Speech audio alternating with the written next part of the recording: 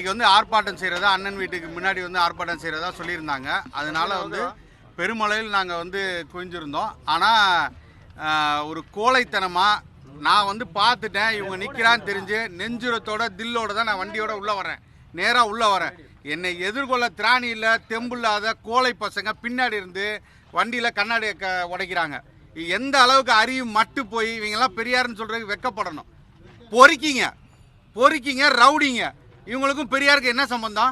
பெரியாரை தூக்கிட்டு எதுக்கு வர்றாங்க? இப்போ சரியான ஆள் தான் நேரடியாக பேச வேண்டியதானே. வாதம் தப்பாக இருந்தால் நேரடியாக நேருக்கு நேரம் விவாதம் செய்ய வாங்க. எந்த இடத்துலையும் வர்றது இல்லையே.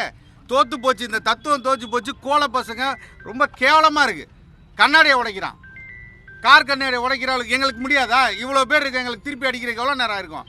காலையிலேருந்து ரொம்ப அமைதி காத்து போலீஸ்க்காக நாங்கள் பொறுத்து இருந்தோம்.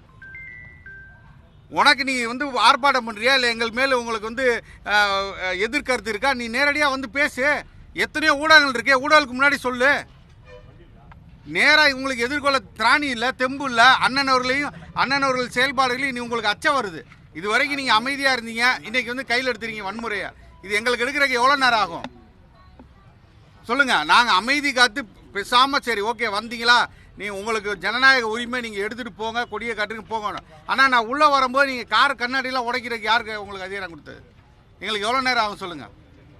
இதை நிச்சயமாக வன்மையாக கண்டிக்கிறோம். இது பெரிய அளவில் இந்த எஃப்ஐஆர் போடலை, அவர் மேலே நடவடிக்கை எடுக்கலைன்னா இது மிகப்பெரிய ஆர்ப்பாட்டமாக தமிழகம் எங்கும் வெடிக்குங்கிறத நான் சொல்கிறேன். எஃப்ஐஆர் போடுறேன்னு சொல்லியிருக்காரு, அவர் போடணும். இன்றைக்கு மாலைக்குள்ளே எங்களுக்கு தெரியணும். Okay sir, thanks sir.